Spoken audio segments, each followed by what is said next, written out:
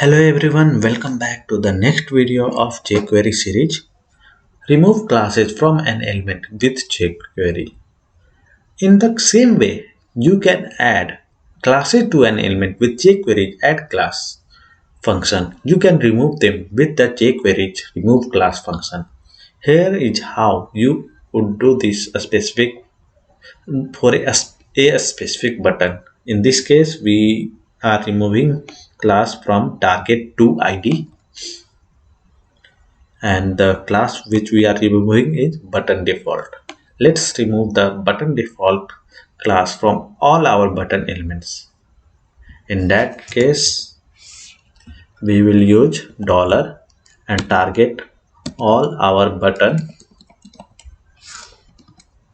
and we will use remove class, and we will remove the button default from all of the buttons. Let's run the test and download my solution. And thanks everyone for watching. See you in the next video. Till then, bye bye.